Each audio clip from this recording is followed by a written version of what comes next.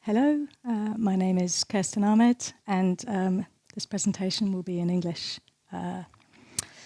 So I am going to talk to you today about the mind-controlled bionic leg study that I am running at our centre. Emily has introduced.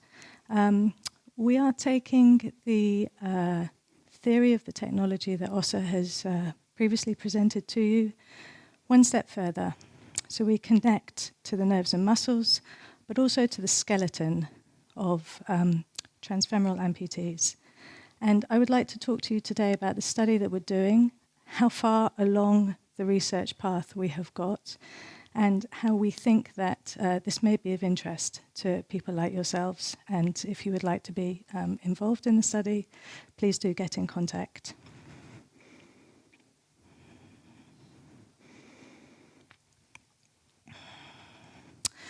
So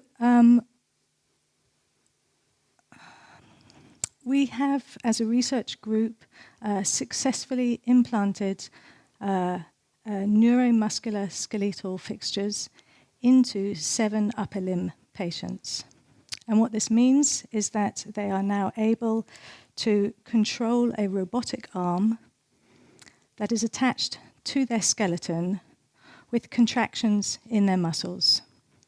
We program software to interpret what a particular combination of muscle contractions means for the hand. And then we connect it through their skeleton to the arm. So there are no external wires, there are no surface electrodes, there are no sockets. We harness the biological process of osseointegration, the way in which bone grows onto titanium metal implants, and we use these implants, in particular one implant made in Sweden by a company called Integrum, which most of you will be familiar with, to connect to the bone. It is been around for decades, well tried and tested, very successful technique to which we can apply, we can attach any type of limb. It is an alternative to a prosthetic socket, and it is purported to improve quality of life, increase range of movement. It is the preferred choice for some people. We are working with Integrum to take this technology to the next level and to develop the next type of fixture, which will have electrodes that connect to the muscles and the nerves, as well as the fixture. In effect, the fixture acts as a tube through which we pass the wires out of the body to the robotic leg. We are able, therefore, to communicate in 2 directions with the robotic leg. And the brain, if you like, of this system is housed in something called an artificial limb controller, an ALC, also an Integrum device. This attaches to the end of the fixture and onto the robotic leg. We are able then to interpret what the muscles intended the movement to be and to action that on the robotic leg. It means that things that you just saw now, stumbles on steps, or things that these current state-of-the-art legs are doing will no longer happen. The action of the muscle, what you were intending to do, will just occur without any pre-planning or thought. We call them mind-controlled bionic legs, and we are at a stage in our research where we are collecting electromyography signals from transfemoral amputees to try and train our algorithms so that we can understand how to translate this in our software onto the ALC into the movement that we want the robotic limb to perform. And this is a process of machine learning, or AI, if you like.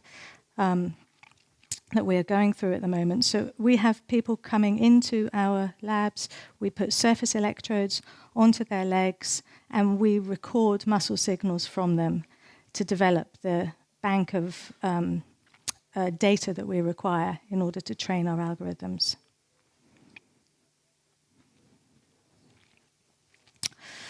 So we use a research device that we have built called the open source leg. It is similar to the ortosebrukere, but it also has a motor at the ankle to train our algorithms.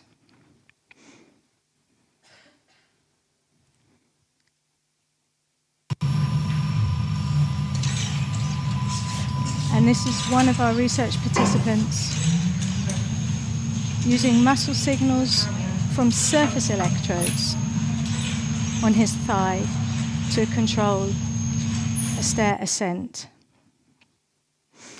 That was after about half an hour of training.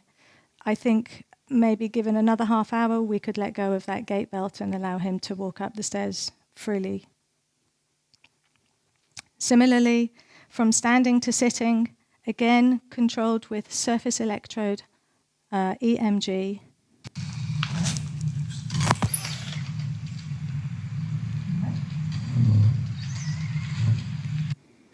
No pre-planning, no pause, hip flick, no telling the knee what to do, just standing up, using the muscles that he wants to contract in his legs to stand, makes the robot stand. So we would like to move our research forwards now into the next phase, and so we are looking for participants who would be interested in joining us on this journey.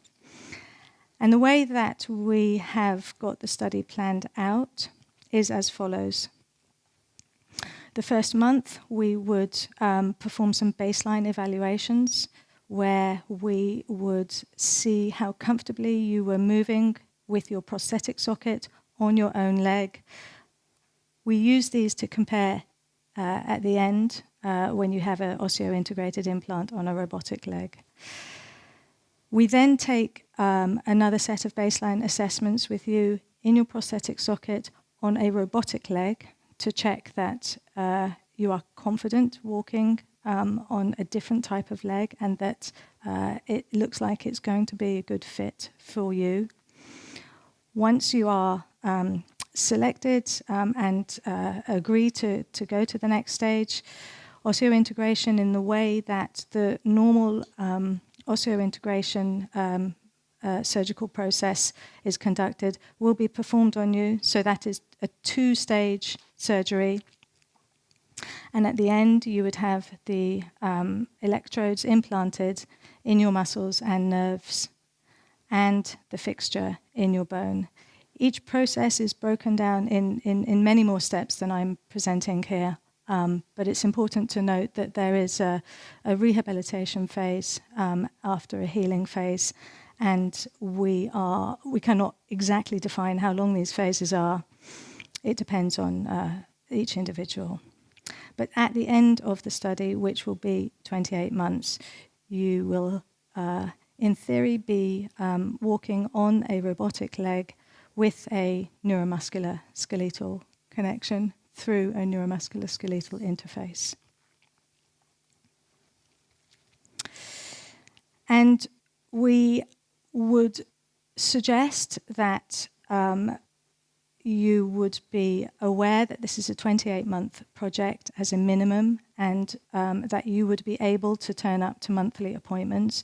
We use these monthly appointments to collect data from you at each stage of the progress of the process, to check that there are improvements and also if we need to make any changes to the hardware or software. That you are comfortable in the knowledge that this is a first-in-man concept. There is nobody in the world who has a neuromuscular skeletal interface connected to a robotic leg. This is cutting-edge research, and whilst we take every care to mitigate risks that come up, we cannot predict what's going to happen. So we have a wealth of experience in arm patients. We can rely on that in terms of mitigating risks. And we have a huge team ranging, as Emily said, from engineers to clinicians to computer scientists and everybody in between. So we have the best brains in the project. And as I say, we would like you to be aware that this is pure research.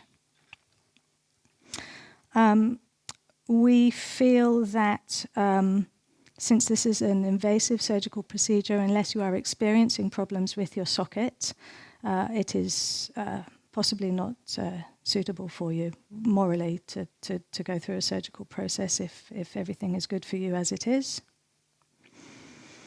And that we would like to find somebody who could really benefit from this, who really does feel that they need some extra power and that they are really being held back by their current prosthetic solution. And of course is as excited as we are about this new technology. There is one physiological restriction.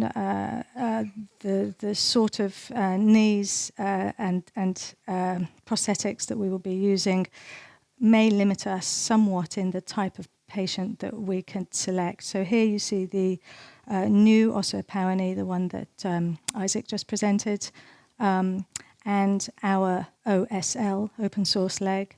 And they're of a similar height. I've put a generic foot on here, and critically you can see a connection device between the residual limb of this individual and the leg. And combined, it means that we need at least 650 mil from the bottom part of your limb to the floor. So it's not a short person, I'm afraid. I wanted to finish with a video of a participant walking on our open source leg. Here was 1 hour of practice. And you can hear the noise. This is something that we're working on. But he reported complete freedom of movement. He said it was joyous to walk on this leg. He takes a 5-kilometer walk through the woods on a daily basis and said that if he had this, he would be walking much further. You can see the bandage around his thigh that holds in the surface electrodes that we put on him. And of course, this is not a take-home device. It took an hour to carefully position the surface electrode markers and get the signal transmitting to the leg properly. And of course, you couldn't take these surface electrodes on and off all day. They need to be applied by people who understand transfemoral anatomy. So we are just collecting data at this stage to train our algorithms to work even better. If you are interested in some more information, I have some brochures with me that I will leave outside or maybe on that table. I'm also hanging around with Emily after this talk if you want to ask me questions, or feel free to ask anything now if you wish.